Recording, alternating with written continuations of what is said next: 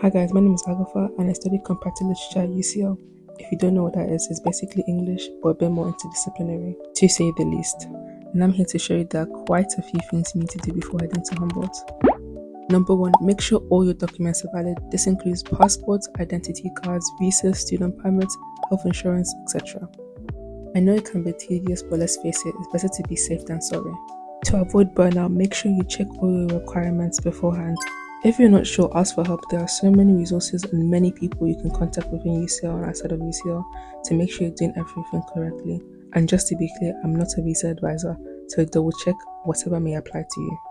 Another important thing to add, make sure you have photocopies of all your documents just in case. Just print them, unless you're ready to fight with a printer in a different language. I know I'm not.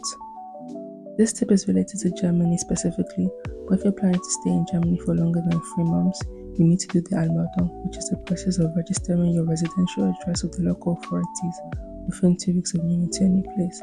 In Berlin, however, I can be busy, so it might be extended. Make sure you do this as soon as possible. Number 2, something I cannot stress enough, budgeting. Set aside money for your rent, set aside money for groceries, for emergencies, as well as money to spend on yourself every now and then. Make sure your savings from student finance or family members or even from a part-time job are enough.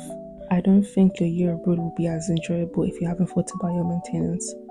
Once you sort out a budget, you'll be more confident in your purchases and you won't have to worry about breaking the bank if you get a sweet treat from time to time.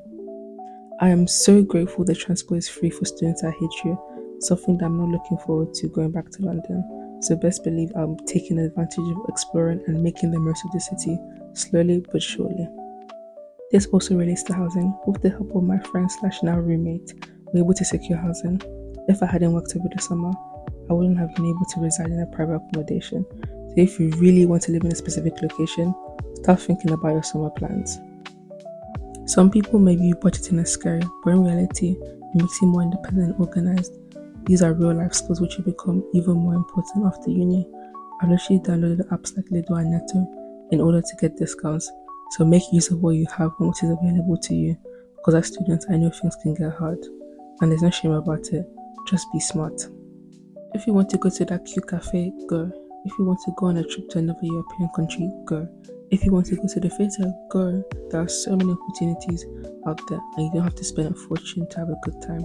Just trust me, I'm the bounty hunter for free events, so stay tuned for more vlogs and you see what I mean. Number 3, what exactly do you bring on your year abroad?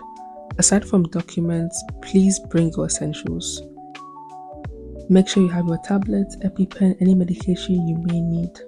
If you're fortunate enough, it will also be quite nice to have a doctor's check just before you leave. Do not overpack. I repeat, do not overpack.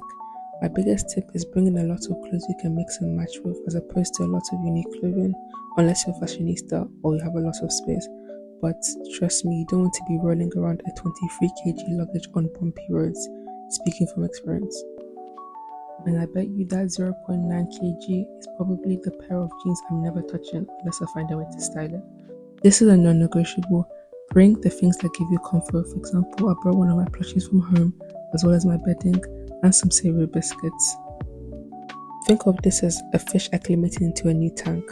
Homesickness didn't strike me immediately, but eventually it did strike. As a way to keep me grounded, I've set a number of goals. One of them is improving my German and being able to converse confidently and at a fluent pace. I want to be able to converse about random stuff from pop music to politics and even German literature. I want to be able to feel confident in myself and in my words, and that means learning not to always be perfect and learning from my mistakes as opposed to being scared of making them in the first place. I also want to try different cuisines from different places, including Turkish and Vietnamese food, and get as many credits as possible, of course. No matter how big or small your goals may be, I hope you're able to fulfill them on your year abroad. So far, I've learned so much about myself, and I can't wait to see what the future holds for me in Germany. Make sure you tune into the next vlog to see what I get up to. Thank you for watching. Tschüss.